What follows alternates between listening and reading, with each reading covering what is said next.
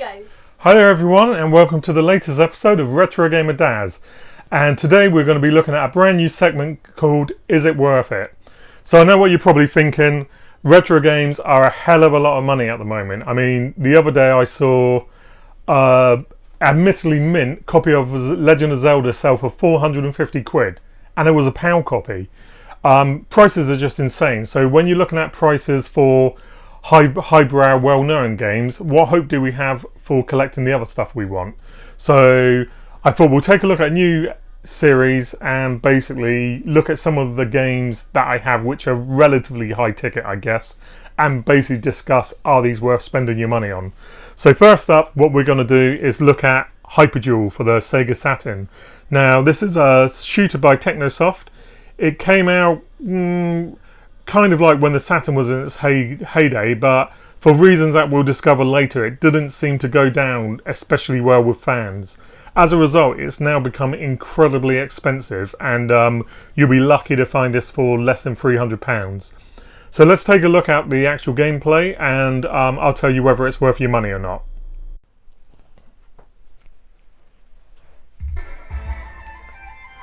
Okay then, so this is Duel for the Sega Saturn, and let's take a look at this magnificent FMV intro.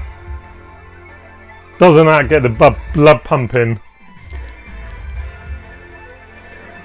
Anime robots ready to do battle. One of the things you'll notice with this, in the short time that we'll look at it, is that it has an amazing soundtrack, and Technosoft were just superb at things like this. You can also see the wonky geometry on my machine. So let's start up.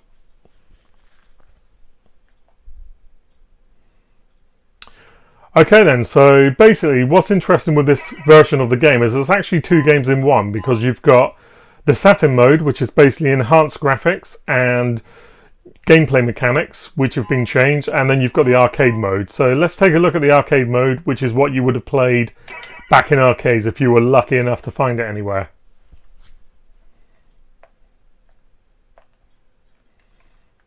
Okay, let's get going. You have to excuse me, I'm not amazing at this game, but we'll see what we can do.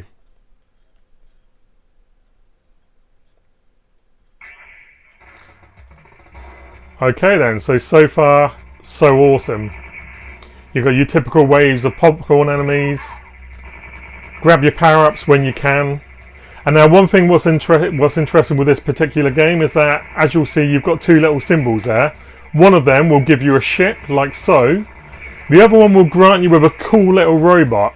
And the reason you've got a cool little robot is that one of the abilities of your ship is that you can do this and die immediately. Otherwise you can do this and you can change into a big robot which has got enhanced firepower. However, what you'll notice is that the fire goes all over the place, so there's no way to actually hold it in one area. So you've got this burst of high power, but it comes at a price of not really being able to control it the way you'd like. And as you can see, we're already on the boss. And here he comes.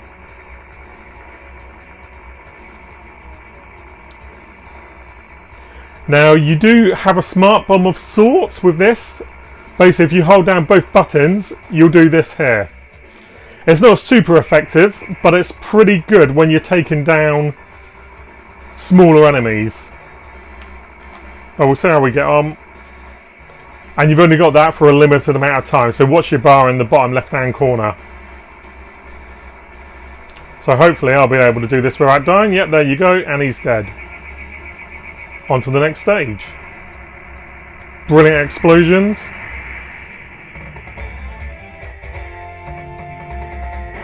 And that's a typical...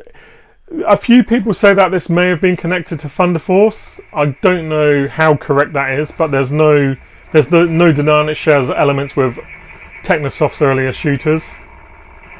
I mean, look at this. This just looks great. I do love this game. So ultimately, I guess we have to talk about whether it's worth the high prices it goes for.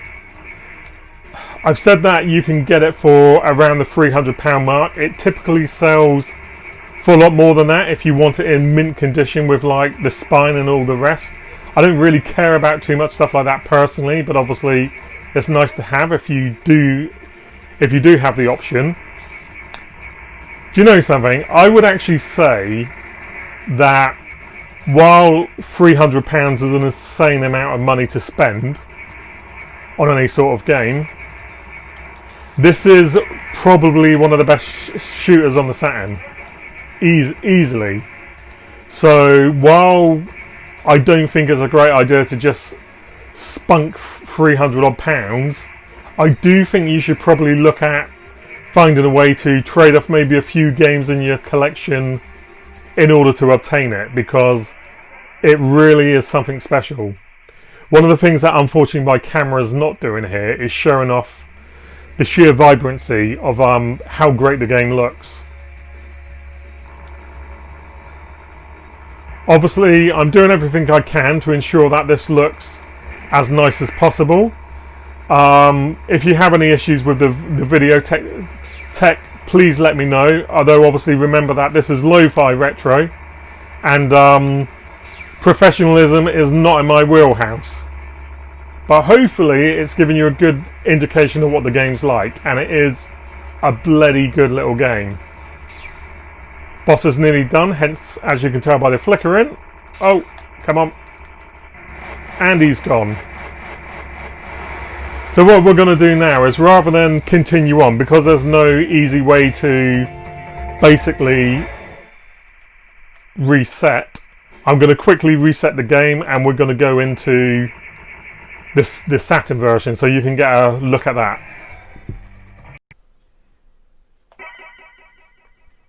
Okay then, so let's take a look at the Saturn version. You should be able to notice that it's significantly better than the arcade one, which is already good. First thing you notice is that, you know, this is completely different. The front end is a bit more updated, and let's go for this guy. I can't remember what he does.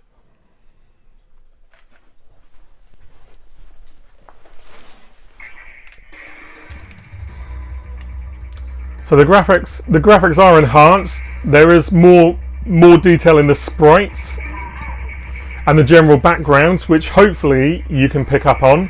But I think one of the most significant differences to the Saturn version, and one which some people may not be super keen on, is that while you can obviously still change into your guy, you can now lock your position by holding down the R button.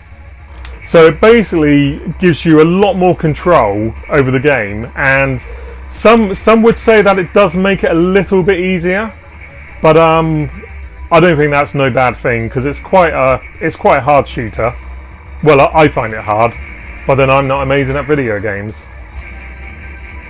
But I mean, listen to the soundtrack. The music is just amazing. So going back to what I was saying earlier, you know, there's no denying that this is a lot of money, but the other thing that has become a stark reality of the situation we're now in is that if you do want to own these sorts of games, because most developers just aren't interested in re-releasing them, you don't really have much of an option. You have to either fork out the cash, or you have to go without, or you obviously go down the piracy route, which obviously I don't really condone at all. So I would say, yes, £300 is an insane amount of money, but you know, if you've got some lesser shooters or lesser games in your collection which don't really get that much use, then I'd certainly consider trading them. That's one thing that I've started doing. It's a lot easier to earn high ticket items if you sell stuff off, because the way I look at it is that basically if something's around the 40 quid mark, it's a lot easier to, you know, get the money down the line again if you want to replace it. But when something's around £400-500, you know, that becomes a lot harder to justify, particularly if you've got a loving wife like I have. So you just can't, you know, you've got to be sensible with your purchases, because ultimately you don't want to be in a situation where you're living in a cardboard box because your wife chucked you out because all you're worrying about is spending your money on video games. So in this case, I would say that it is worth spending those high amounts of money. But you know, let's not kid ourselves. £300 is an insane amount of cash. So hopefully this video has given you a nice indication of what the game's like and how it plays. As I said, it's this mode is really cool because you can use this big buster guy. So hopefully we might be able to take it down a bit quicker. But you know, if you really like shooters and if you really like Technosoft, you will certainly want to add this to your collection because it really is a magnificent shooter. But obviously, if you're not a fan of shooters, this one ain't going to make you change your mind. However, for my first would I buy it, I would say find a way to get hold of a copy, or at least borrow a copy. And now I'm losing all my lives. So this is RetroGamerDaz. This is another video for the channel, and thanks very much for watching. And look, perfect timing to end it. So as usual, don't forget to like, subscribe and share, and I'll see you with the next video, guys. Bye!